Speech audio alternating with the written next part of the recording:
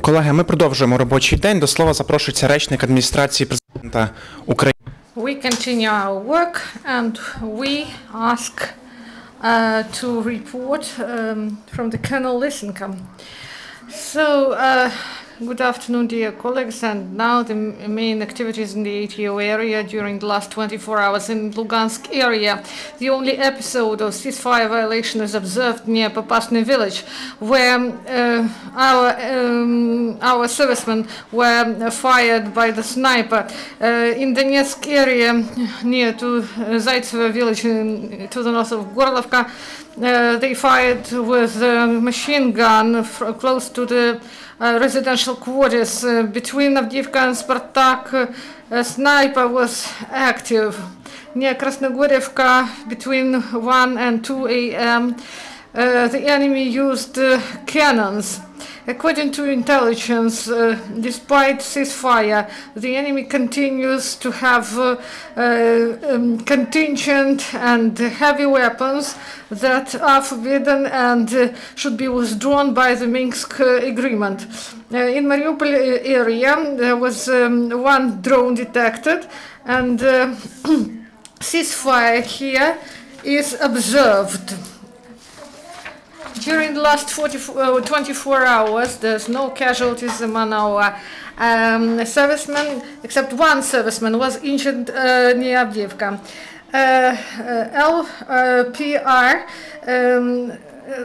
put blocks against the UNO representatives, so the coordinator of the help, Stephen O'Brien, they don't provide access to humanitarian organizations to the uncontrolled territories, and this is their direct obligation to provide access to these territories, and this is the violation of international humanitarian right, and it threatens life of people, and it is impossible to get to this territory and bring 16,000 tons of humanitarian help, and they don't have medicines, and they experience lack of drinking water.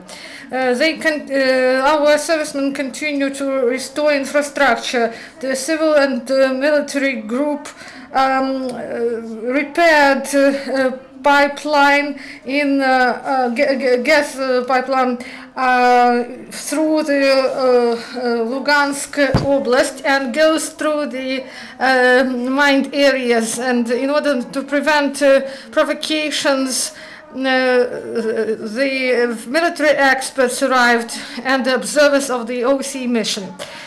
During the day, they were able to see 105 kilometers of the pipeline, and due to the large number of mines and exploded ordnances, the work is going to take more than 2 weeks. In Slavyansk, our forces detained 2 militants, father and a son. They joined militants, and during May and July 2014, they served at a checkpoint, and from which they conducted systematic mortar shelling of Ukrainian positions. The Ukrainian forces confiscated 2 grenade launchers and 100 cartridges. SBU continues the program for the citizens who refused to take part in the militants' formation. They found a man who was a private in one of the formations of militants. He went to the Kuchayevsk and he served at checkpoints, and he also observed the movements of Ukrainian military and provided information to the militants. And now he will tell us why he decided to let down the armor. We were in the field, and when I saw what happened in our formation, that many people took drugs, I thought that I should leave. And the last drop was when our commander killed his subordinate. Thank you.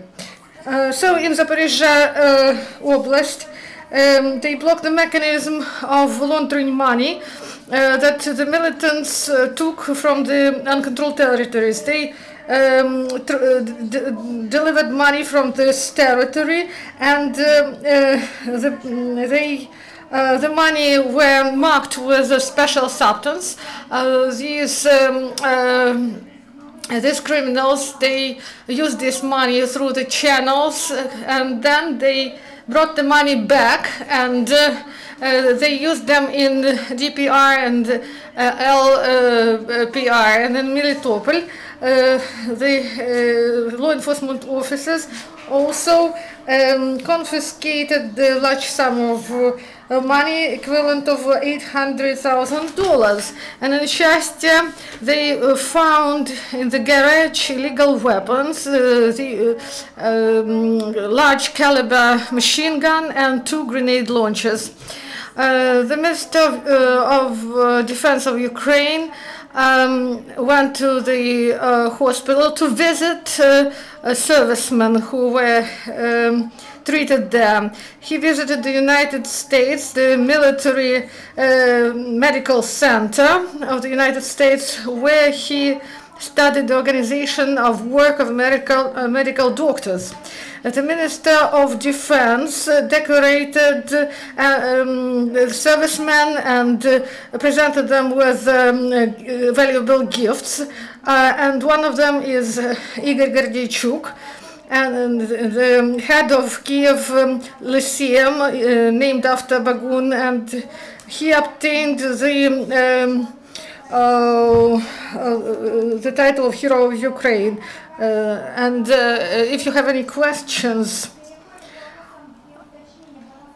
Belarina Insider, Andriy Nikolaevich, you told that there are money from DPR, and today they say that in Kiev, in exchange currency exchange points, that there are marked banknotes. And do you have some information about these instances, and how could that happen? You know, half a year ago we've gotten information that the commanders of DPR and LPR, they not only make provocations of military character and information character, that they try to make subversive actions in the sphere economy, so they can bring here some counterfeit bills. These can be Ukrainian currency, American dollars, Russian rubles, but they couldn't organize broad channels of this, because our SBU and other forces control the situation. But if we have some counterfeit bills here, we addressed our citizens to be vigilant, especially while a currency exchange where there's no special devices to identify counterfeit bills. That's why, in case you get such counterfeit bills, you can address our law enforcement bodies, and then they will take action, and they will find where this money comes from. Thank you. One more question. Dmitro Moroz, Channel 5. What about Popasna? You told that there were snipers. Where and what troops do we have then? What about the explosion and that 4 people suffered, Brigade 22, and I got this information from the internet. About snipers, right, there is an instance in Popasna an enemy sniper was active. There are several snipers under the cover of machine gun fire. Fortunately, there's no casualties. We have only one injured serviceman. As to mines, and there was such a fact. 5 people were injured in Lugansk Oblast, but it was in the territory that is far from the contact line. That's why they were not included in the report about military actions. Yes, these guys got injured, but their life is safe now. Thank you, Andriy. And do you have some comments or other questions? I can comment that these explosions are not necessarily because there is not because of subversive groups, because there are there is a counter-intelligence, counter-terrorism, but in the frontline area there are many unexploded ordnance, and they are just on the ground. They are unexploded, and they can detonate any time, any second, and it means that these guys, they didn't know, or they were not vigilant enough, or something happened and they stepped on it, for example. And now there are a lot of work for our field engineers and for emergency services. They work 24 hours a day without any rest, because there are so many unexploded ordinances now, and we use ceasefire and lull, and we demine the main roads where the mines or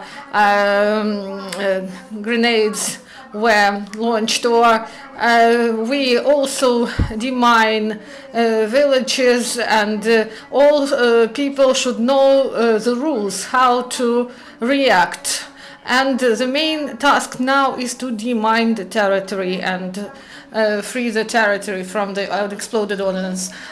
So we end our briefing, and the next briefing is at